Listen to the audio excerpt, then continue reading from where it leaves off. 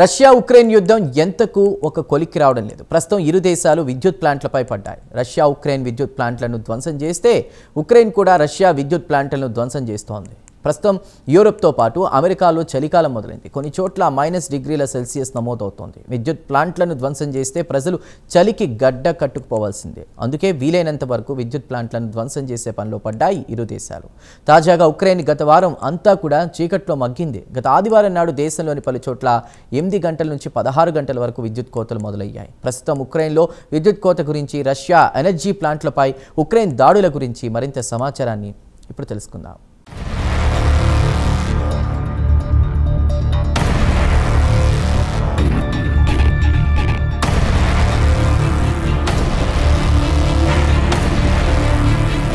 Russia Ukraine యుద్ధం ప్రస్తుతం విద్యుత్ ప్లాంట్ల ధ్వంసం చేసుకునే స్థాయికి చేరుకున్నాయి. ఇక ఉక్రెయిన్పై రష్యా దాడుల జోరు పెంచింది.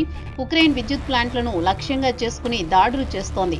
గత వారాంతం అంతా ఉక్రెయిన్ చీకట్లో మగ్గింది. ఆదివారం ఉక్రెయిన్లోని పలు నగరాల్లో 8 గంటల నుంచి 16 గంటల వరకు విద్యుత్ కోతలు విధించారు. ఇక యుద్ధం మొదలైనప్పటి నుంచి గతంలో ఎన్నడూ లేని విధంగా రష్యా ఉక్రెయిన్పై దాడుల జోరును పెంచింది. అలాగే ఉక్రెయిన్ కూడా రష్యాకు చెందిన ఎనర్జీ ఇన్ఫ్రాస్ట్రక్చర్పై దాడులు చేస్తోంది. ఒకవేళ ఉక్రెయిన్ రష్యాలోని పలు ఎనర్జీ ప్లాంట్లను ధ్వంసం చేస్తే పుతిన్ తీవ్రమైన ఇబ్బందుల్లో కూరుకుపోవాల్సి వస్తుంది. ఇటు మిలిటరీ పరంగానూ అటు ఆర్థిక పరంగా కూడా రష్యాకు దెబ్బే. ఈ ఏడాది మొదట కొన్ని నెలల పాటు రష్యాలోని 13 రిఫైనరీలపై ఉక్రెయిన్ డ్రోన్లతో దాడులు చేసింది. అక్టోబర్లో మొత్తం 38 రిఫైనరీలకు గాను 21 దెబ్బతిన్నాయి. రష్యాలోని ప్రధానమైన రిఫైనరీలలో 38% ఉత్పత్తి నిలిచిపోయింది. గత గురువారం నాడు ఉక్రెయిన్ లుక్ ఆయిల్ రిఫైనరీపై 6వసారి దాడి చేసింది. మాస్కోకు 171 మైళ్ల దూరంలో ఈశాన్యంలో ఉన్న విద్యుత్ ప్లాంట్ను ధ్వంసం చేసింది. అలాగే ఉక్రెయిన్ దాడిలో క్రిమియాలో ఒక ఆయిల్ డిపో కూడా దెబ్బతింది.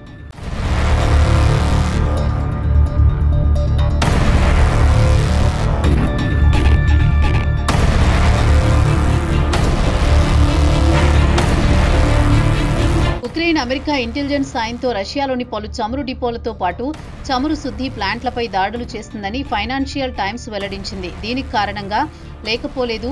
ట్రంప్ నయానో భయానో పుతిన్ను శాంతి చర్చలకు రప్పించాలనేది అసలు ఉద్దేశం. ఇక ట్రంప్ ప్లాన్ కూడా సక్సెస్ అయ్యే పరిస్థితులే కనిపిస్తున్నాయి. దీనికి ప్రధాన కారణం రష్యా ఆర్థిక వ్యవస్థపై మొత్తం చమురు సహజవాయువుపైనే ఆధారపడింది.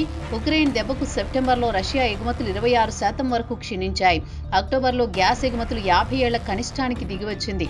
అలాగే చమురు శుద్ధి 5 ఏళ్ల కనిష్టానికి దిగివచ్చింది. దీంతో రష్యా ఎగుమతులను తగ్గించింది. దేశంలోని 20% ఇంధనం కొరతను ఎదుర్కొంటోంది.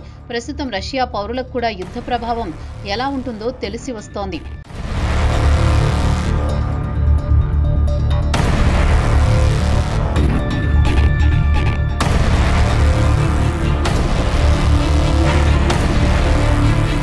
ఇదిలా ఉండగా అమెరికా ప్రెసిడెంట్ ట్రంప్ రష్యాకు చెందిన 2 అతిపెద్ద ఆయిల్ దిగ్గజ కంపెనీలు లుక్ ఆయిల్, రాస్ నెఫ్ట్ పై ఆంక్షలు విధించిన వెంటనే ఉక్రెయిన్ రష్యాకు చెందిన ఇంధన సంస్థలపై దాడుల జోరు పెంచింది.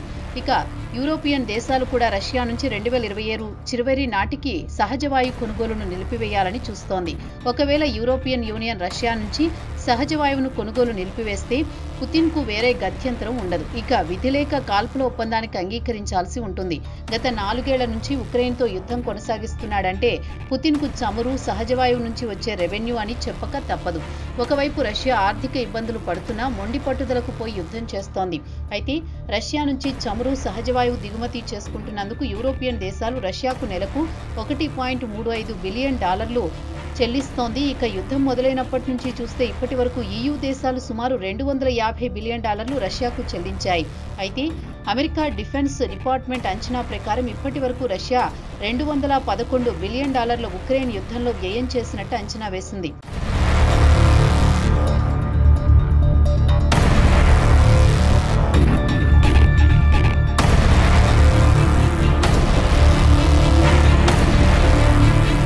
ఇక రష్యా సెంట్రల్ బ్యాంకు వద్ద యుద్ధం ప్రారంభం కావడానికి ముందు $640 బిలియన్ నగదు నిల్వలు ఉండేవి. యుద్ధం మొదలైన తర్వాత పాశ్చాత్య దేశాల ఆంక్షల కారణంగా సగం డబ్బు వినియోగించలేని పరిస్థితి. అలాగే రష్యా వద్ద సుమారు 20 నుంచి 30% వరకు చమురు స్టాక్ నిల్వ ఉంచుకుంది. గ్లోబల్ మార్కెట్లో చమురు కొరత ఏర్పడినప్పుడు ఈ స్టాక్ను వెలికితీసి గ్లోబల్ మార్కెట్లో అత్యధిక ధరకు విక్రయించుకుని డబ్బు సంపాదించుకోవాలనుకుంటోంది. రష్యా మాత్రం ఉక్రెయిన్లోని విద్యుత్ ప్లాంట్లతో పాటు ట్రాన్స్మిషన్ లైన్ సబ్స్టేషన్లపై డ్రోన్లతో దాడులు చేసి ధ్వంసం చేస్తోంది. దీంతో కొన్ని వారాల నుంచి ఉక్రెయిన్లో బ్లాకౌట్ ఏర్పడుతోంది. అయితే మొట్టమొదటిసారి పుతిన్ సైనికులు ఒక పద్ధతి ప్రకారం ఉక్రెయిన్కు చెందిన సహజవాయు ప్లాంట్లపై దాడులు చేయడం మొదలుపెట్టారు. దీంతో ఉక్రెయిన్లో సుమారు 60% సహజవాయు ఉత్పత్తి నిలిచిపోయింది. ఇక రాబోయే శీతాకాలం ఇళ్లలో హీటింగ్ సిస్టమ్ కోసం గ్యాస్ తప్పనిసరి.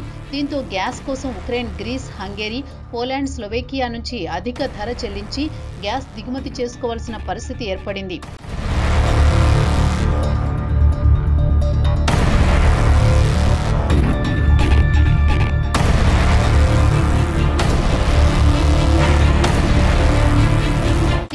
ఉక్రెయిన్ విషయానికొస్తే పాశ్చాత్య దేశాలు రష్యా నుంచి ముడి చమురు, సహజవాయువు కొనుగోలు నిలిపివేస్తే రష్యా ఆర్థికంగా చిక్కులు పడినట్లే.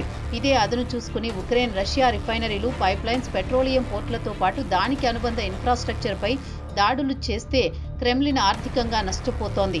దీంతో పుతిన్ వేరే గత్యంతరం లేక శాంతి చర్చలకు రావాల్సి ఉంటుంది. తాజాగా అమెరికా రష్యాపై కొత్తగా ఆంక్షలు ప్రకటించింది. అలాగే EU దేశాలు కూడా దశల వారీగా రష్యా నుంచి చమురు, సహజవాయు కొనుగోళ్లను నిలిపివేస్తామని ప్రకటించింది. ఇక క్షీణిస్తున్న రెవెన్యూను పూడ్చుకోవడానికి క్రెమ్లిన్ చైనా వైపు చూస్తోంది. చైనాకు సహజవాయు సరఫరా చేయడానికి పెద్ద ఎత్తున పైప్లైన్ వేయాల్సి వస్తుంది. పైప్లైన్లు వేయడానికి కొన్ని సంవత్సరాల కాలం పడుతుంది.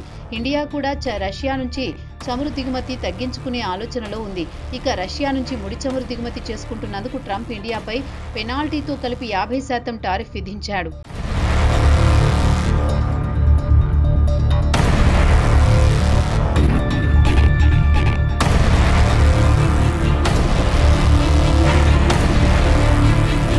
ఒకవేళ ఉక్రెయిన్ రష్యాపై ఒత్తిడి పెంచగలిగితే రష్యా చమురు ప్లాంట్లపై యథాతథంగా దాడులు కొనసాగిస్తే రష్యా బడ్జెట్ తల్లకిందులవుతుంది. దీంతో యుద్ధం ముగిసే అవకాశం కూడా ఉంటుంది.